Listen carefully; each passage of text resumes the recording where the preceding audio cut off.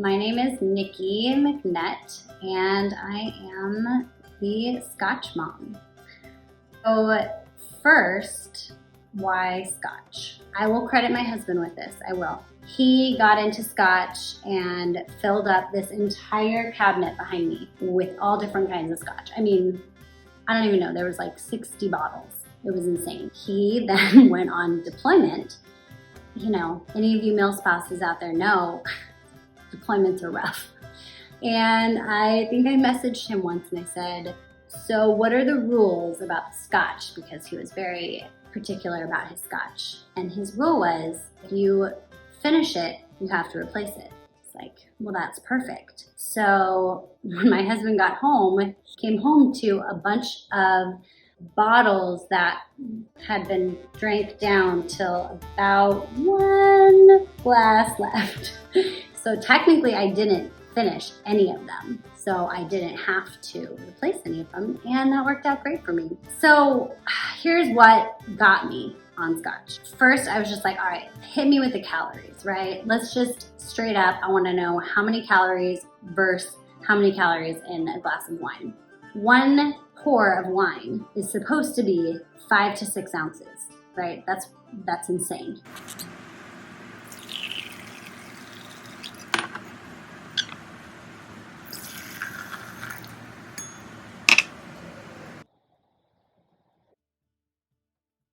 Ridiculous, right?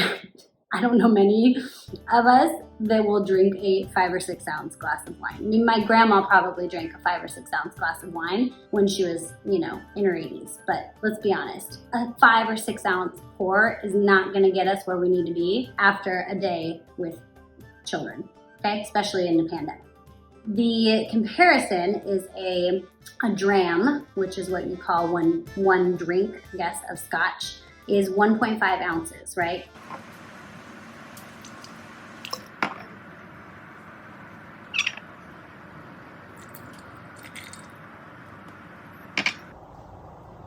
Now, I'm a heavy pourer, so this is probably closer to about 2 ounces, probably, yeah.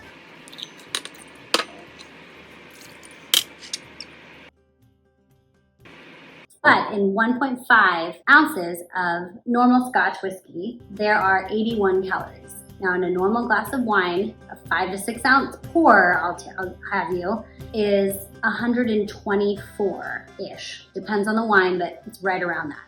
So I thought, okay, I'll give it a try and see how it goes. And turns out it's delicious. Not only does it taste great, it takes longer to drink because you're not taking it in a nice big mouthful like you would a glass of wine. So even on days or nights when I'd be done with putting the kids to bed and everything, and I just sit on the couch and I'm vegging out watching Netflix, I'd pour that. I really tried to go to that 6 ounce pour. So I poured my 6 ounce glass of wine. It wasn't enough.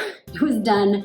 My kids go to bed at 7 on the dot. I was done with that 6 ounce pour by 7:30, barely 8 o'clock. But then I'd end up pouring myself another 4 to 6 ounces. So, you know, you're talking about close to 300 calories for, not quite, but you know, I'm really good with math. You'll get that there. But Scotch has lower. So if that's at all interesting to you, that is one fact. Another thing, I was also getting super sick and tired of the purple mouth, purple teeth, purple tongue, because it's the last thing you're having before you go to bed. Even when you're brushing your teeth, I would still wake up with purple on my tongue, and it grossed me out. So that was another thing that I really liked about when I transitioned to drinking Scotch, was that it leaves you with a really clean mouthfeel, and there's no staining to your teeth. So that's kind of why I got started. And from there, I started really appreciating the different characteristics when it came to different parts of the Scotch process. Like this one here this is what we're gonna be tasting today, is the Aberlour. And it is a Speyside single malt Scotch whiskey, double cask matured, and it is sherry cask. Yes, sherry oak cask. So you can see it is just delightful. So I found out after drinking lots of my husband's Scotch that I really enjoyed sherry cask Scotch.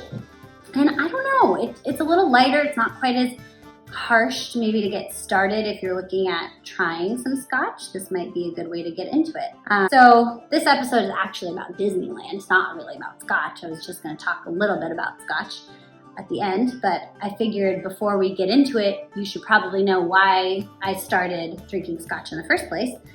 So Disneyland, let's talk about Disneyland. My family and I went to Disneyland this past weekend. My husband, my 3 daughters, and my brother. And we are originally from the Orange County area, so we're very familiar with Disneyland and all of that jazz. We were super excited that we got to go. I didn't know how it all worked with this whole virtual queue thing for Star Wars Land because we had never been to Star Wars Land. But I didn't know because I know before you have to get a reservation to go actually even into Star Wars Land, but that's over now. But you do have to get into a virtual queue for the Rise of the Resistance ride. I still have no idea what that ride's about because we didn't get in to the virtual queue.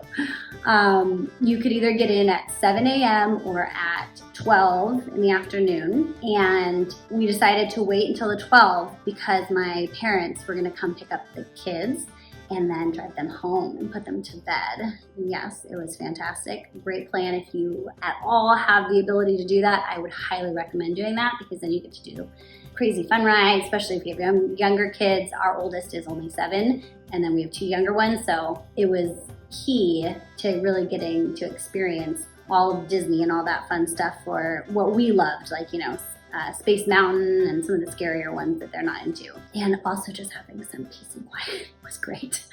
So, but they did really well. I have to say, I will give them that. They did really well, and it was a lot of walking. We were there from 9 until 5 p.m. before my parents came to pick them up, and the 3 of them did a great job.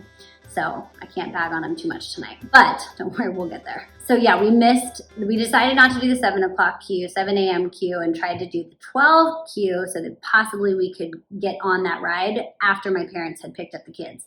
We got on I had set 3 alarms and somehow none of them sounded, or I didn't see them or whatever. And I got on at 12:10 and the queue was full. So if you're going, I would highly recommend that you get on that queue ASAP, on the dot of whichever one you want to do. If you want to try to go in the morning, then do that.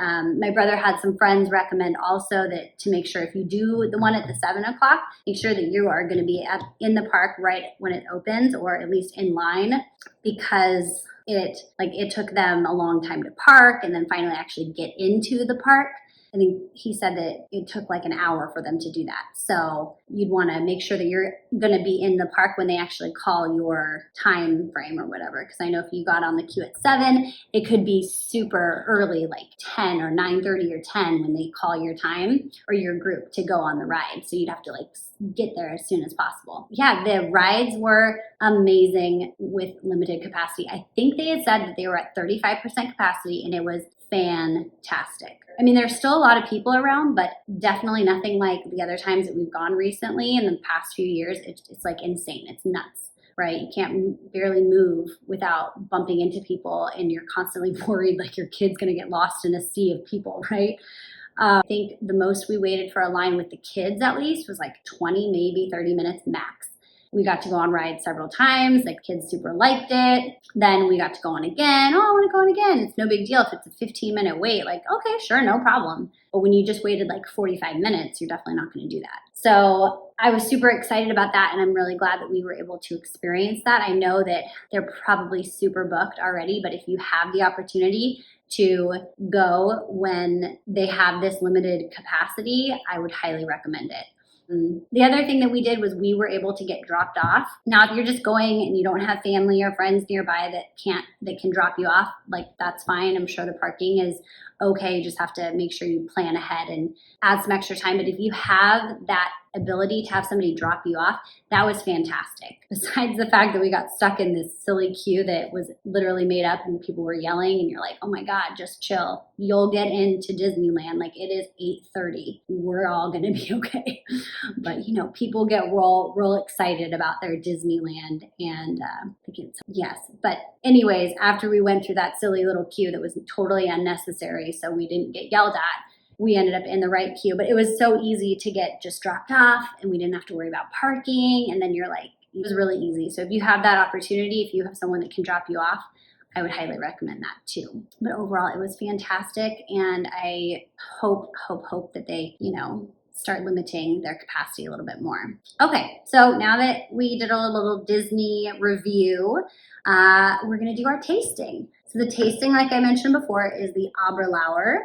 And another thing about Scotch is that in order to be Scotch, kind of similar to like Champagne is only from the Champagne region in France. The same thing goes with Scotch. It's not a Scotch, technically, unless it's from Scotland. So, all right, let's start with the nose feel. Nose feel, the nose. I'm not gonna sniff it into my nose. I don't think I'd survive. It's kind of citrusy on the nose. A little floral. Some apricots. Really smells nice. A little bit of spice too, like a little bit of cinnamon or something in there. Some peppery. Smells delicious. All right, here's time to taste it. That is good. You really can taste the sherry cask. It just gives it a very nice, subtle, soft finish to it. I still get that apricot on the mouthfeel or in the flavor notes. It is floral and get a little bit of spice, cinnamon spice, maybe dried fruits. It really is just delightful. All right, let's see how I did. Sometimes they don't even give one, actually. Okay, here's a little bit. Here we go. The look. It's golden amber with a little ruby red. The aroma is soft and rounded with red apples. All right, I didn't get that, but close. Not really. Apricots and red apples are totally different. All right, the taste, a sherried. Yep, got that sherried with chocolate, toffee, cinnamon, and ginger. All right, I've got the cinnamon in there. The spice could have been a little bit of the ginger too I was getting. The finish is lingering, sweet, and warm with a little spice. The deed is in the tasting. Very well put. So that is my tasting for Aberlour Speyside Single Malt Scotch Whiskey, Double Cask, 12 years. Forgot to mention that. American Oak cask, and Sherry Oak cask. And also, one more thing is that the glasses that I'm drinking out of are called Glencairn glasses, and they are the traditional glass for Scotch drinking. I hope you enjoyed my little Scotch tasting and our little review of the Disneyland experience that we had. And hopefully you'll tune in next time with my next video. All right, thanks for watching. Bye!